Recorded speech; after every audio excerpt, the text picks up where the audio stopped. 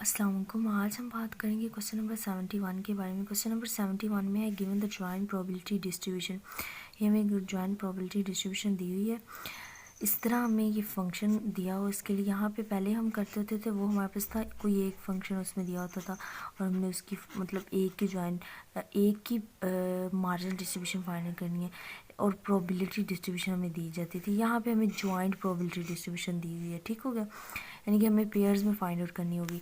अब यहाँ पे joint marginal distribution X and Y की फाइंड करनी है, हमने जॉइंट प्रोबेबिलिटी डिस्ट्रीब्यूशन हमें दी हुई है और जॉइंट ही मार्जिनल डिस्ट्रीब्यूशन हमने एक्स एंड वाई की फाइंड आउट करनी है, ठीक हो गया। अब एक्स की वैल्यूज़ ये दी हुई हैं Y x Y and Z की, और ये हमें फंक्शन दिया हुआ है। अब हमें marginal distribution X and Y find out करनी है, तो एक्स एंड वाई की मार्जिनल डिस्ट्रीब्यूशन फाइंड आउट करने के लिए ऑब्वियसली हम X and Y Z variate करेगा हमारे पास। हमने ये फॉर्मूला लिख लिया कि 1 से 2 तक जी 1 और 2 है, ये बिकॉज इसमें हम डिस्क्रीट को देखते हैं, कंटिन्यूस नहीं होता, तो 1 से 2 यानी 2 ही पॉसिबिलिटी होंगी, वो हमने लिख ली। जहाँ पे एक्स जी वेरिएट करा 1 और 2। अगर वाई होता तो फिर 3 पॉसिबिलिटी होती, एक्स होती तो फिर 3 होती, जी है तो 2 हैं बिकॉज 1 और 2 है, ठीक हो गया।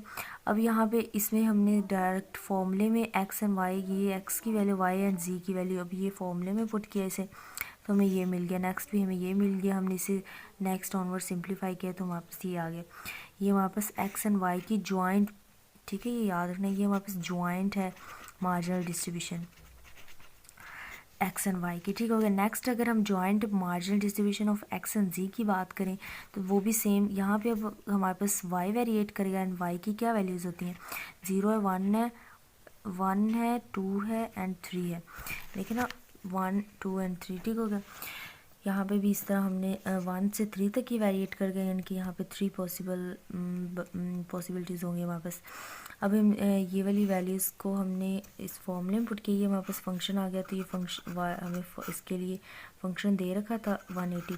अब इसमें जी की वाई की वैल्यू 1 पुट की तो हम ये चीज़ें हमें मिल गई, ठीक हो गया। अब नेक्स्ट ऑनवर्ड इसे सिंप्लीफाई किया तो ये चीज़ आ गया, एल्सियम लिया तो नेक्स्ट इसे हमने 6 कर दिया, एडअप कर दिया एक्स ओवर जी, और ये इससे कैंसिल हो गया तो एक्स जी ओवर 18 आ गया, ठीक हो गया। अच्छा जी, next marginal distribution of X. पहले हमने जितनी भी ये जॉइंट हमने निकाली थी, यहाँ पे भी हमने जॉइंट मार्जिनल डिस्ट्रीब्यूशन निकाली थी, कोई 2 पेयर था। अब यहाँ पे एक्स की हम डिस्ट्रीब्यूशन है जो जॉइंट नहीं है, ओनली एक्स की हम बात करें यहाँ पे, ठीक हो गया, तो ये मार्जिनल डिस्ट्रीब्यूशन है। जी ऑफ एक्स अब आ जाएगा।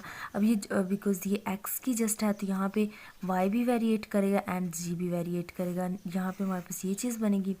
अब Y and Z X, Y हमारे पास वाई है, ये देखें ना, वाई हमारे पास 1 2 3 होगा, वाई वेरिएट करेगा ना, तो 1 2 3 एंड जी ये होगा, तो अब इसकी पॉसिबल आउटकम 6 बनेगी। तो हमने 6 इसके पेयर्स बना लिए, देखें ना, 1 1 फिर 1 2 नहीं 1 1 पहले बना लिया, 2 1 3 1 1 2 2 2 3 2, ठीक हो गया। इस तरह 6 बनेंगे हमारे पास। अब ये 6 को हमने इस तरह बना लिया, देखें इसी तरह लिखी 1 1 2 1, यानी इस 1 को फिक्स करके ये सारों को वेरिएट किया, ठीक हो गया। इस तरह हमने बना लिया। अब ये फॉर्मूले में पुट किया, फॉर्मूला वही एक्स वाई जी ओवर 180, ठीक हो गया, जो ये फंक्शन दिया हुआ है हमें इस फंक्शन में पुट किया तो वापस ये आ गया। अब ये सारी चीज़ों को सेपरेट कर दिया तो ये चीज़ बन जाएगी हमारे पास, ऐसे एडअप किया तो 18 हो गया, एक्स ओवर 108। अब ये इससे कैंसिल हुआ तो 6 आ गया, किसके लिए, 4x 1 हो 2 हो और 3 हो, ठीक हो गया, इसके लिए, ठीक हो गया। यहाँ पे भी ये जो आंसर आया था जहाँ पे y 1 2 एंड 3 हो, ठीक हो गया। अच्छा जी, नेक्स्ट नहीं, यहाँ पे देखिए ये है 4x 1 2 3 और ये हमारे पास होगा 4, यहाँ पे हमने किसकी joint marginal distribution of X and Z find किया, तो ये 4x एंड जी होगा। यहाँ पे जब हम लिखेंगे ये चीज़ तो हम लिखेंगे 4x 1 2 3 एंड जी 1 2, ठीक हो गया। यहाँ पे भी सिमिलरली जैसे ये लिखा हुआ है, ठीक हो गया।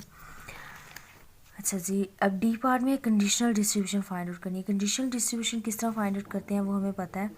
कंडीशनल डिस्ट्रीब्यूशन के लिए हम ऑब्वियसली हमने सिंपल तो कंडीशनल डिस्ट्रीब्यूशन पिछले क्वेश्चंस में भी फाइंड आउट करना देखी हुई है। अब यहाँ पे जॉइंट है तो जॉइंट के लिए हम अब किसकी फाइंड आउट करनी है, देखिए conditional distribution of Z find out करनी है, यानी जी ऊपर आएगा और ये जो हमें गिवन होंगे यानी कि ये नीचे आएंगे। अब ये पेयर में है तो ये इस तरह आ गया, ठीक होगा। अब पेयर में है तो इसी तरह हम फॉर्मूला यही बनता है ना कि एफ ऑफ एक्स वाई अगर 2 के लिए हो तो, और यहाँ पे एच ऑफ वाई होगा, यानी जो भी ऑब्वियसली जो हमें गिवन होगा यहाँ पे वो लिखा जाएगा, ठीक होगा। तो सिमिलरली हमने ये बना लिया, देखिए ना। अब z हमने कंडीशन डिस्ट्रीब्यूशन ऑफ z की फाइंड करनी है, तो हमारे पास 1 2 आएगा। एफ यहाँ पे भी हम ऐसे लिखते थे एक्स वाई हम लिखते थे, और y की हमें हम 2 दिए होते थे एफ ऑफ एक्स, तो एफ एक्स हम वैसे लिख देते थे बिकॉज एक्स की हमें वैल्यू नहीं दी हुई थी और y की कोई ना कोई वैल्यू दी होती थी, सपोज 1, और यहाँ पे भी एच ऑफ 1 इसी तरह करते होते थे। अब यहाँ पे 2 हैं, यहाँ पे 2 की गिवन है तो दोनों की लगा देंगे, और थर्ड वाली हमने कंडीशन जिस पे लगाई वो वैसे रहने देंगे, ठीक हो गया। अब यहाँ पे ये 1 2 ये वाला फंक्शन अब इसके अंदर पुट कर देंगे 108, यानी कि यहाँ पे इस चीज़ के अंदर ये एफ एक्स वाई जी है ना, तो यहाँ पे ये वाली चीज़ के अंदर पुट कर देंगे, तो ये हमारे पास आंसर आ जाएगा। नेक्स्ट ऑन पुट करने से ये आ जाएगा। यहाँ पे 1 और 2 जब पुट करेंगे हम तो ऑब्वियसली हमारे पास 1 और 2 है ना, तो ये हमारे पास जब हम इसे हम पुट करेंगे तो हमारे पास सिंपल ये 1 और 2 है, तो ये हमारे पास सिंपल बनता है। ये हम पीछे हमने अभी किया है 1 और 2 का हमने अभी किया है, यहाँ पे हमने किया है 1 और 2 का, ये बन एक्स और वाई, और ये देखिए ना एक्स एंड वाई की हमने फाइंड आउट की थी, ये देखें एक्स एंड वाई की 1 और 2 है, तो यहाँ पे एक्स एंड वाई की हमने मार्जिनल डिस्ट्रीब्यूशन फाइंड आउट किया, जॉइंट मार्जिन भी वो ये आई है। अब इसके अंदर हम वैल्यूज़ पुट करके, यानी कि अब वैल्यूज़ क्या 1 और 2 है, इसके अंदर पुट करेंगे तो हमारे पास आंसर आ जाएगा। देखिए ना एक्स एंड हमारे पास ये चीज़ है एक्स वाई ओवर 36। अब ये 1 और 2 पुट किया तो हमारे पास 2 ओवर 36 आ जाएगा, यही चीज़ हमने लिख लिया। नेक्स्ट ऑनवर्ड जस्ट सिंप्लीफाई कर लिया। अब ये बिकॉज कंडीशनल डिस्ट्रीब्यूशन ऑफ जी की फाइंड करें तो जी के लिए क्या पॉसिबल है 1 और 2, यानी कि 4z is equal to 1 and 2। अच्छा जी, नेक्स्ट हमारे पास कंडीशनल डिस्ट्रीब्यूशन ऑफ वाई हम देखें तो वाई एंड जी की कंडीशनल डिस्ट्रीब्यूशन गिवन एक्स हमें गिवन है।